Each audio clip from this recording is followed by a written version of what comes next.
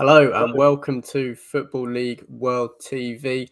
This morning we're going to be broadcasting the fans' voice and a preview of the Watford 2022-23 season. I'm your host, Marcus Ali, going to be steering the ship today, but more importantly, supplying the insight, and joining me is Justin from the Do Not Scratch Your Eyes podcast. How are you doing this morning? All good, mate. All good. Yourself? Yeah, very well, thank you. Looking forward to getting into the show. So without further ado, here's the fans' voice this morning.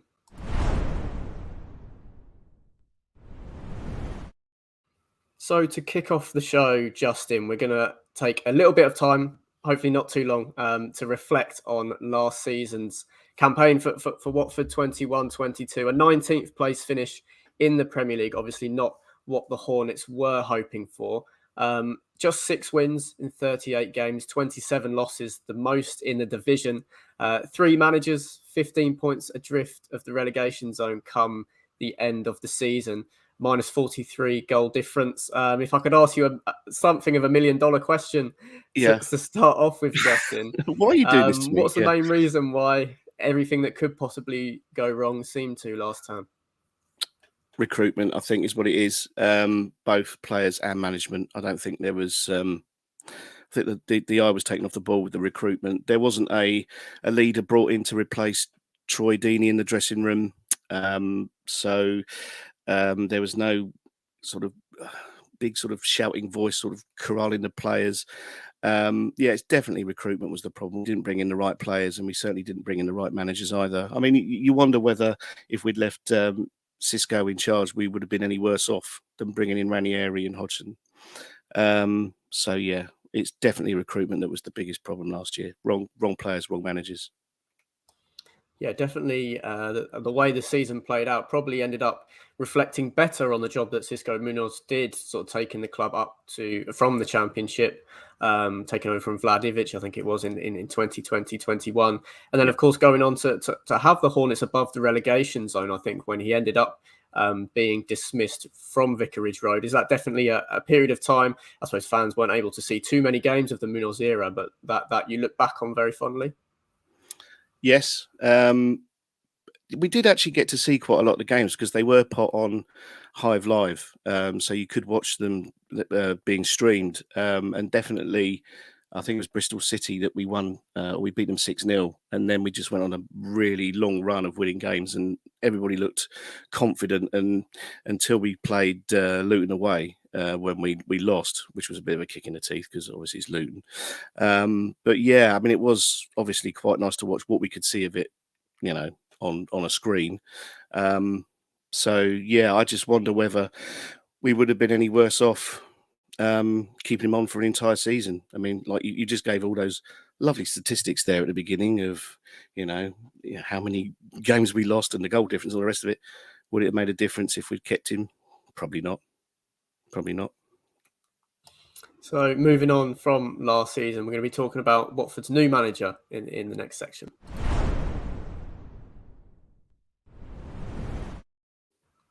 So a very interesting appointment made just towards the back end of last season. The announcement came that Rob Edwards would be leading the Hornets into the 22-23 campaign, moving from winning the League Two title with Forest Green up to a club with promotion ambitions in the Championship. What was your initial reaction to the appointment of Rob Edwards? Well, I had to look him up, I think, as most people did.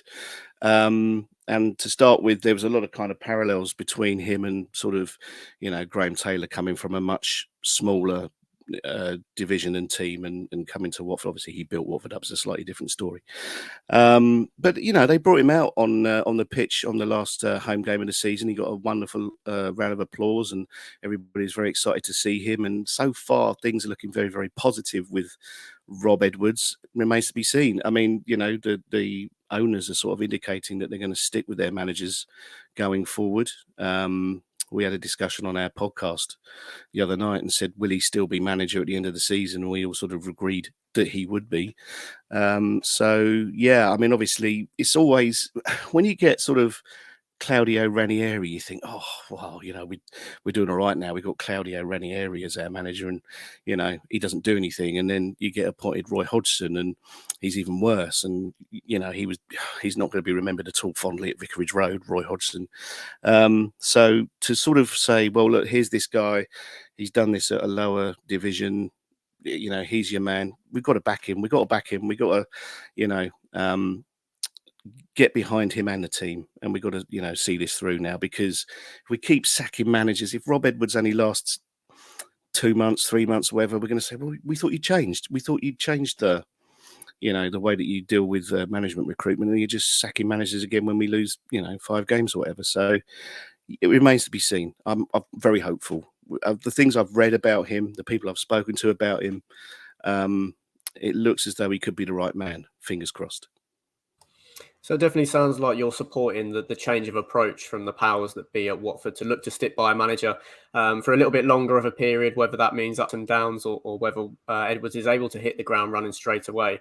Just wanted to get your thoughts on how far you potentially take that. Obviously, Watford winning promotion immediately back to the Premier League the last time they were relegated from the Championship.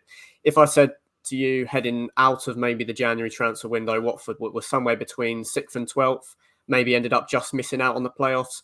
Can you see Edwards keeping his job beyond that if the Hornets didn't finish in the top 6 this season coming? Yeah, I think so. I think a lot of it will come down to performances. If we're between 6th and 12th and, we haven't been playing very well, or, there's been some real mess ups, then possibly not. But I think he's going to be with us now. I don't even know whether promotion is the target this season. I think it's got to be kind of solidifying what we've got and trying to get out of this mentality that we had last season, which seemed to be, like a losing mentality almost. It was horrible, absolutely painful to watch. Honestly, it was. If you're a Watford fan last season, it was just attritional. So yeah, I think, as long as we start seeing some performances, and as long as we start seeing games we should be winning, that we're winning, then, wherever we end up this season, as long as it's not, right towards the bottom, then yeah, I think he'll probably keep his job. I'm pretty sure he will. A potentially refreshing new direction then for the club heading into next season. Next up, we're going to be talking about some of the incomings.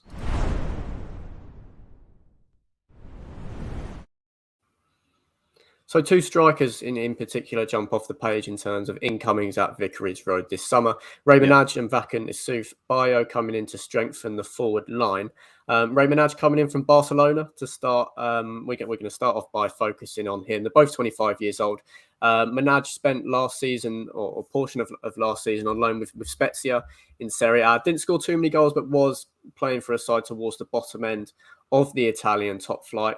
Obviously, hard to potentially catch too much action when you're focusing on the Hornets competing in the Premier League last season. But an exciting player coming in from Barcelona potentially. What do you make of Minaj's first team prospects going into next season? Hard to say, because within the last friendly that we played, both Sarr and Dennis took part in it as well. So it looks as though they might still be part of the plans under Rob Edwards. So it's very, very hard to say whether he's going to be sort of an automatic pick up front. Obviously, we got João Pedro as well. So I don't know. I think he might be warming the bench, is my personal opinion. But again, anything can happen between now and the start of the season. You just don't know what's going to happen. So I don't think we're going to see him as an automatic starter that frequently, in my opinion. Okay, yeah, it'll definitely be an interesting one to monitor. Moving on to Bayo then, coming in from Charleroi, maybe not as high a standard of the Belgian top flight, but he did score 11 goals in 16 appearances, if I'm not mistaken, last season. Pretty impressive hit rate, goals per game ratio heading into the season. Do you think he's someone that can maybe ruffle a few more feathers amongst that attacking contingent that's already in place at Watford? Well, I hope so. I mean, it's good to have everybody competing for a spot rather than automatically being picked. So, if someone like this comes in and, starts threatening the others for a position, then that's got to be a good thing. But again, you would think if we've still got Pedro, Sarr and Dennis at the start of the season, they're going to be the three that are going to likely to be picked, but you just don't know. I haven't seen anything of them yet, really, because all of these friendlies have sort of been played behind closed doors in places like Austria. So we haven't really had a chance to really see the team in pre-season. We are playing Southampton at Wealdstone's ground this Saturday, and fans can go. So this will be sort of the first time that anybody's going to have to see these players, I guess. Very hard to say, but like I say, if we've got people pushing players for places, that's got to be a good thing. Okay, maybe one to answer in the next few weeks then, obviously, with Watford's first match kicking off against Sheffield United on the 1st of August, Monday evening. So I've got a little bit of time to wait, can take in some of the other Championship action, assess their second-tier counterparts before kicking off the campaign. Next up, we're going to be talking departures.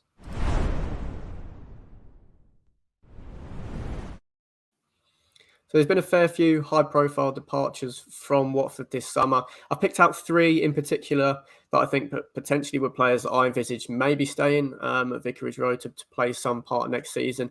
To start off, and the most recent one is Adam Messina, heading to Udinese. He was a key player for the Hornets, winning promotion from the Championship in 2021. Sort of lost his place as Hassan Kamara has asserted himself in the side last season. What do you make of this one? Do you think he could have been useful amongst the squad? No, I was never really a fan of Adam Messina, to be honest with you. He had a few moments of, flashes of brilliance, but on the whole, it's not going to be a massive loss to us, I don't think, Messina going. So I think I'd take Kamara over Messina any day in that sort of left back position. So yeah, I'm quite pleased that Messina's moved on, to be honest. Musa Sissoko heading to Nantes, potentially a player where the wages might not have been as easy to negotiate heading into the second tier. But another player was Cucho Hernandez, moving to MLS and Columbus Crew. Showed his class in flashes last season at Vicarage Road. Were you disappointed to lose him, Justin? Yep, definitely. Cucho was one I'd like to have kept. And since going to the MLS, he's been absolutely amazing. I think he's got 3 goals in 2 games or something, and one of them was an absolute belter. But, if he doesn't want to play for us anymore, you can't hold him back. I think we got something like £10 million or something for him. So good business. But, yeah, I'd really like to have kept Hernandez. We didn't use him a lot last season, but when we did, he was impressive, very impressive. So that's one that we will probably miss. Okay, but still sort of playing a menacing part in the attacking contingent is Emmanuel Dennis, still present. Maybe some supporters wouldn't have expected him to still be in the squad at this stage of the transfer window. Was possibly a standout at the top of the pitch last season for the Hornets.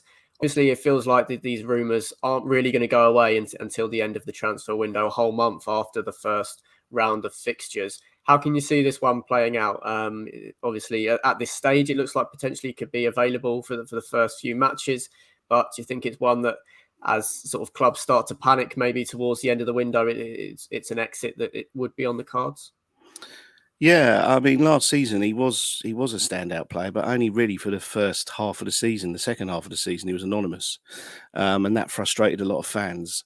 I think with him, it's wait until the correct bid comes in for him. I don't think we're going to offload him until we get the right price for him.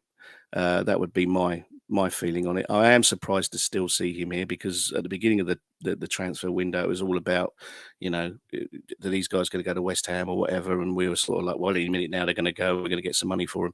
That hasn't happened. I think that it is a surprise to still have him here, but if he's here, let's play him. Because I think in the Championship he could be an absolutely massive player, Emmanuel Dennis. But will he be here all season? Don't know. I think if we get the right price, he'll go, to be honest. Just had a comment in. This one's from Michael Abrahams. He's agreeing with you, Justin. He says Cucho is the one that hurts for me so far in the transfer window. Definitely one that's, possibly leaving a little bit of soreness going into the season. Moving on to the final player we're going to talk about as a potential departure, a player that stuck with the club in 2020-21, and that's Ismaila Sarr. Played a key part in the promotion season from the Championship. What do you make of this one? Obviously hung around before, but I think the common opinion is probably that it's unlikely that both Dennis and Sarr will stay at the club beyond the end of the transfer window. If you could pick one to keep, who would it be? And do you think Sarr could be the man to stick with the Hornets once again? There's a question. Would I pick Sarr or Dennis? That's a very hard question. Probably Sarr, actually, because I've seen more of him and I know what he can do when he really applies himself. He can be lethal, whereas Dennis I've only seen for one season, and it's only half of that he was actually kind of really effective.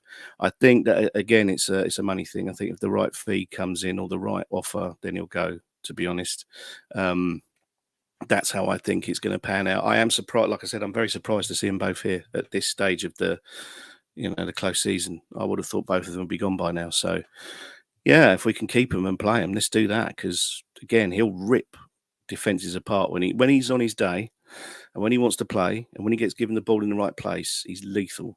Ismaila Sarr, absolutely lethal. We didn't see much of it last season, mainly because he was injured for a lot of it. And his head seemed to have dropped as well. He didn't really seem that bothered about playing. But then it's unfair to pick on him and say that because the whole team were like that last season. So fresh start, fresh manager, new season, fingers crossed. Definitely a player that I think neutral championship observers would be excited to watch on if Sarr does stay at the club heading into the next season. Next up, we're going to be looking at Watford's opening fixtures.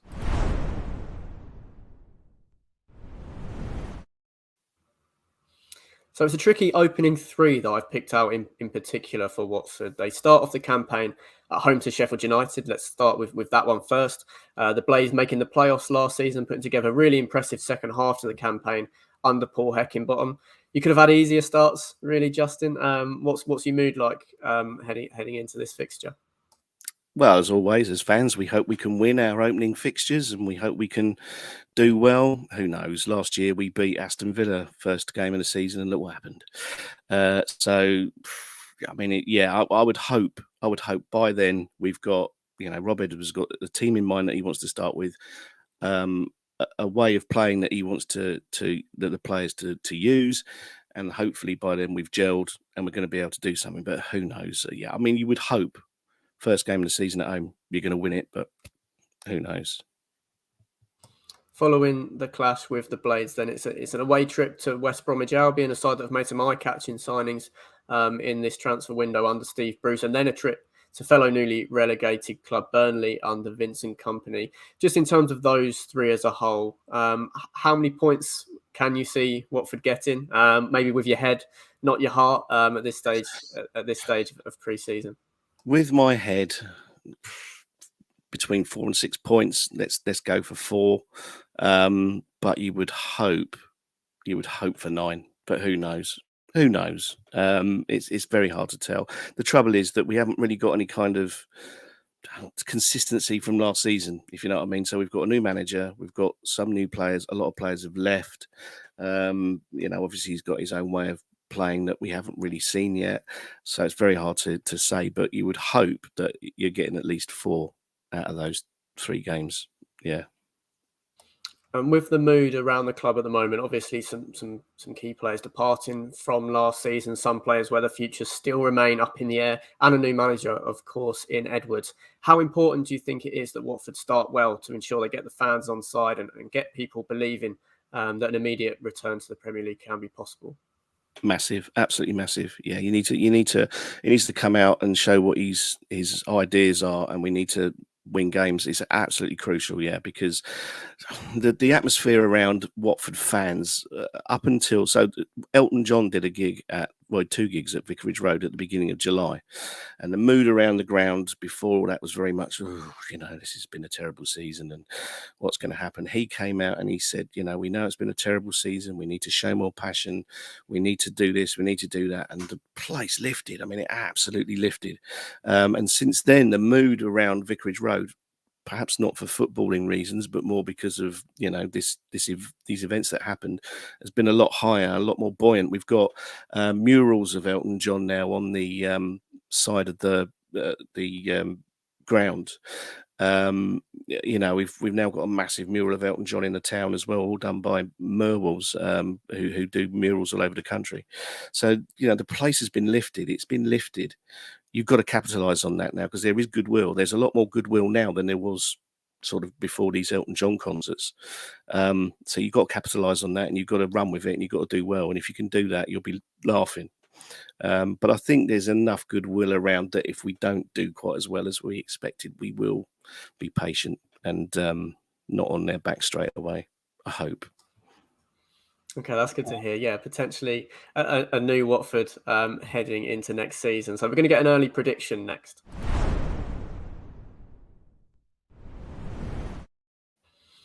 So if you're going to put one out there, I want a league position. You don't have to say what exactly is going to happen, potentially if you put them in the playoffs or something like that. But where's your head at heading into the season with the current squad, obviously an unproven manager? Where can you see Watford finishing in the Championship, Justin? Playoffs. They're somewhere between third and sixth, I would think, at this stage, knowing what I know with the players and the manager. I honestly think we can mount a fairly strong campaign and end up in the playoffs. But listen, this time last year on our podcast, we predicted 61 points in the Premier League, and we all know what happened. So I'm probably not the best person to ask when it comes to that sort of thing, but this is more heart than head. Let's say playoffs. Yeah, nice to have some optimism heading into the season. Of course, with that, you would definitely be backing Rob Edwards to see out the season as well. Yeah, I would be. Yeah. Very exciting prospect then that Watford are going to see out the season with the same manager for the first time since Walter Mazzarri in the Premier League, of course. Wow, that seems like a long time ago. Yes, it's a long time ago now.